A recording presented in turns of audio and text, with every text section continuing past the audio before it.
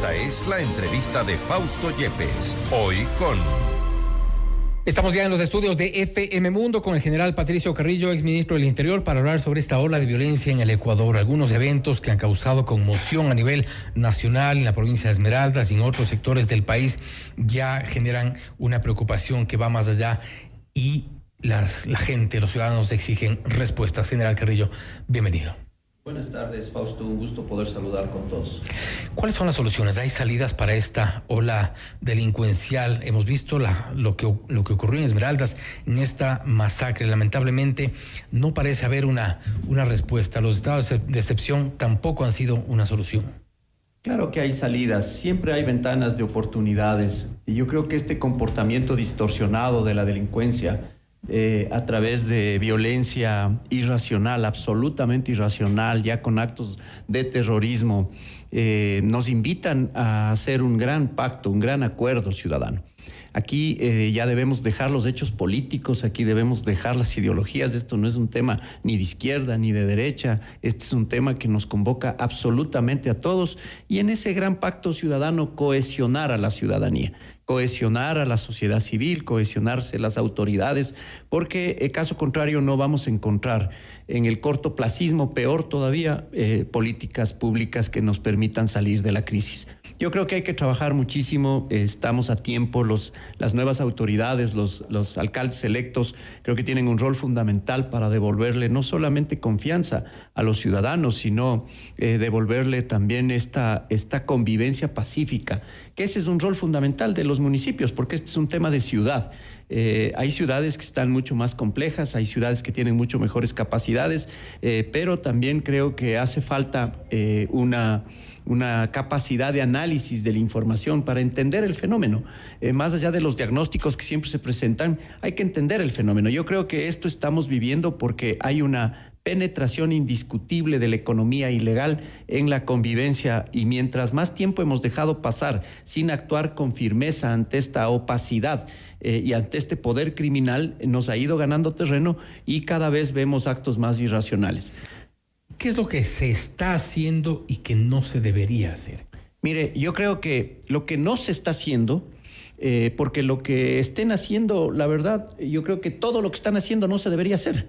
Yo creo que lo que debería hacerse es perseguir las economías ilegales, reducir la impunidad solapada que existe alrededor de las sentencias, de las identificaciones. Vamos por lo primero, en general. ¿Cómo reducimos las economías ilegales? Mire, ¿cómo las combatimos? El tema es transparentar. Hay que sincerarnos, porque muchas de las actividades económicas en el país están ya introducidas, la economía producto del narcotráfico, del contrabando, de la trata, del tráfico, de la minería ilegal. Entonces, esta economía le ha dado poder criminal a muchas personas e inclusive poder político a través de elecciones con baja transparencia. Creo que la accountability es fundamental. Creo que los organismos de control le deben y tienen mucha deuda, especialmente la UAFE, el SRI, las superintendencias de bancos, de compañías, porque no hay otra forma. ¿Negligencia el lavado o inacción allí? Yo creo que hay omisiones, indiscutibles. Yo creo que hay un sistema también de inteligencia muy ocioso y un sistema de contrainteligencia. En temas de que esta misma economía está produciendo contratación pública inclusive. Ya sucedió el caso Norero con algunos municipios. Sin embargo, hemos dejado crecer y por eso insisto, mientras más tiempo demoramos en actuar con firmeza, más irracionalidad va encontrándose porque el objetivo del crimen organizado es justamente fragmentar. Entonces, creo que hay que hacer un gran acuerdo para transparentar la economía. Hay estudios internacionales que ya se han adelantado. La academia aquí también creo que nos debe muchísimo para comprender este fenómeno, pero hay estudios internacionales que los ha presentado Naciones Unidas y ellos hablan de entre el 2.5 y el 5% del Producto Interno Bruto que se lava en los países. En el Ecuador eso correspondería entre 5.000 a 8.000 millones de dólares. La economía que gira alrededor de la minería ilegal es enorme de igual manera y por eso aparecen ya algunos discursos antimineros, esta posición indígena antiminera y estos mecanismos que frenan el desarrollo y el progreso, pero que otros sí están medrando. En el tema de narcotráfico, el Ecuador, lastimosamente por su situación geográfica de encontrarse entre los dos países de mayor producción de cocaína y al tener la costa del Pacífico, se ha convertido en un puerto de exportación. La ruta de la cocaína hacia el norte, hacia Estados Unidos y hacia Canadá es una ruta relativamente pacífica y controlada, pero la ruta que se ha abierto hacia los puertos europeos y de ahí hacia el Asia, que genera enormes ganancias y maximizan las ganancias sobre la base de la mayor capacidad de exportación, es lo que nos está enfrentando y poniéndonos en condición violenta. Entonces, creo que un enfoque fundamental es dirigirse hacia estas economías ilegales. Un segundo punto importante es terminar con esta impunidad solapada que existe, en términos de economía también, porque todas las personas, la extinción de dominio no se hace efectiva en el país y muchas de las sentencias, las pocas personas que son sentenciadas ante delitos dolosos por excelencia como el sicariato, como el peculado, que son delitos, insisto, dolosos por excelencia, existe la mayor impunidad. Pero esa podría ser una solución quizá ya en el mediano plazo, porque para eso estamos también trabajando, o al menos se entiende que están trabajando en un cambio del sistema de justicia, que es lo que básicamente ha garantizado la impunidad en muchos casos. Hemos visto las acciones de protección, hemos visto las medidas cautelares, y hemos visto cómo delincuentes condenados, femicidas, asesinos han salido vía habeas corpus, vía acciones de protección, entonces, o medidas cautelares, y han salido libres. Eso quizá es algo de mediano plazo. ¿Qué hacemos en el corto plazo? Ya, en lo puntual, pero no, fíjese, el problema es este. Hay un bajo riesgo de que exista una sentencia y de que se cumpla una sentencia y una alta probabilidad de que yo maximice mis ganancias. Entonces la ecuación es facilita. Si yo gano más y tengo un bajo riesgo a lo que me estoy exponiendo, entonces el delito crece. Por eso es fundamental trabajar en ese sentido. En el corto plazo, yo creo que hay que fortalecer el sistema de inteligencia, creo que hay que equipar, pero verdaderamente equipar ya. Si nosotros miramos la contratación pública, vemos que todavía no se hacen las inversiones que corresponden.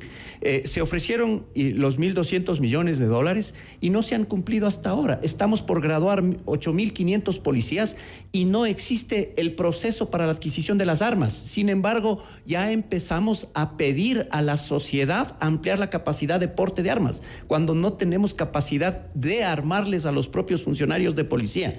En otros países, mire la reacción de Chile ante los eventos que han sucedido, la cohesión, la formación política, porque son políticos profesionales, no políticos que están aquí con un propósito justamente de fragmentarle al Estado.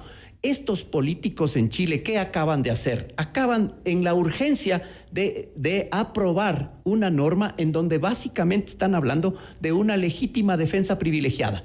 Esta legítima defensa privilegiada lo que da es mejores capacidades para que la capacidad reflexiva de quien defiende se ponga o se sobreponga sobre la capacidad reflexiva de quien ataca. Entonces ahí las fuerzas de seguridad, Policía Nacional, Fuerzas Armadas se sienten respaldadas. El problema aquí es que no existe ese respaldo también al actuar de la policía. Parecen soluciones importantes, necesarias, quizás hasta urgentes.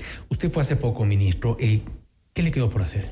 Mire, yo fui ministro que creó el ministerio. Nosotros empezamos de cero y en el corto plazo que nos permitieron, porque básicamente aquí había una necesidad de sacarle al ministro Carrillo. Han pasado muchísimas cosas después de que yo salí. A mí me sacaron con el pretexto de los excesos de junio del 2019 y el caso Bernal, que terminó lastimosamente politizado. No obstante, los niveles de inseguridad han crecido. Sí, pero tampoco eran bajos. No eran bajos, pero venía con una tendencia y se logró estabilizar. Fíjese en las cifras. Cuando terminé yo mi gestión como comandante general y terminó el gobierno anterior, la tasa de homicidios era de 7.1. La frecuencia era de 1.200 muertes violentas al año, es decir, 100 por mes.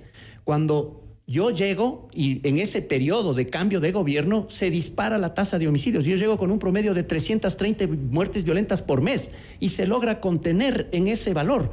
una vez que salimos, porque estábamos enfrentando justamente, nosotros capturamos a Norero, salimos y otra vez se vuelve a disparar, de tal manera que a diciembre el promedio se eleva a 450 y en enero 1.500 muertes violentas por mes. Hoy estamos en ese promedio nuevamente. La tendencia sigue creciendo. Han sucedido cosas muchísimo más irracionales, pero ya no hay desde la Asamblea esa posición de ataque. 300 comparecencias en un ministerio que estábamos creándolo, en un ministerio que empezamos despachando desde oficinas privadas, en un ministerio que con la cooperación internacional se generó nuevamente confianza. Sin embargo, hoy creo que tienen que hacer mucho, alinear al plan que existe, alíñense al plan. ¿Cuál es el plan? Hay un plan presentado con un horizonte al 2030 y alineado a los objetivos de desarrollo sostenible. Creo que ese es un mecanismo inclusive para rendir cuentas y entregarle a la ciudadanía una posibilidad de que él también supervise y haga una accountability a la gestión.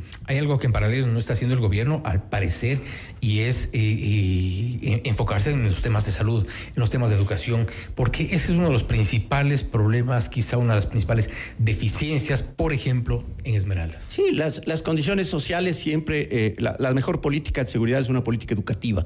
Mientras nosotros trabajemos mucho más en la inclusión de los jóvenes y evitemos que se acerquen a las armas y se acerquen a las pandillas, mientras les hagamos más virtuosos y les vayamos sacando de los vicios, siempre tendremos una mejor comunidad. El tema de inversión social es fundamental, el tema de frontera es importantísimo, la presencia del Estado, porque justamente cuando no hay Estado y cuando no hay justicia es por donde van creciendo todos estos mecanismos. La degradación del tejido social, yo creo que hay que trabajar muchísimo. Insisto en esta necesidad que ahora los ciudadanos tienen de que las nuevas autoridades electas en los municipios empiecen a trabajar con un plan. Creo que es fundamental invertir en una gran consultoría que permita en el periodo de 4 años devolverle confianza, al menos en ciudades con mejores capacidades, y en otras yo creo que hay que trabajar con el apoyo desde el gobierno nacional, con estructura de inteligencia, con capacidades que desde la ciudadanía inclusive le exijan a sus representantes en la Asamblea Nacional las reformas que se necesiten, las capacidades especiales en una ley que ataque a la presencia del crimen organizado y no solamente de garantías. No es un Estado. Yo creo que estamos en un estado disfuncional, en un estado en entredicho, interdicto, en un estado sometido porque básicamente no hay equilibrio entre las garantías y entre lo punitivo. Creo que hay que generar un equilibrio que realmente disuada. Hoy no le disuade nada al delincuente. ¿Cómo generar estas garantías en un ambiente político donde lamentablemente se requiere de esta gobernabilidad y no es posible? Ese es parte del conflicto, ¿no? Yo creo que la policrisis tiene su origen en un conflicto de carácter político. Creo que hay que trabajar muchísimo en las nuevas generaciones jóvenes que hagan de la política su profesión. Que actúen profesionalmente en política y no gente que venga con un propósito que muchas veces está ligado a estos mercados criminales. General Carrillo, gracias por haber estado con nosotros. Estaremos igual pendientes. Lamentamos lo que ha ocurrido primero este fin de semana con las 3 chicas asesinadas, ahora esta masacre en la provincia de Esmeraldas también, y pues el gobierno que tiene que tomar algunas direcciones, quizá un giro de timón en sus políticas. Gracias, Fausto. Un gusto poder saludarles. Buenas noches. Gracias.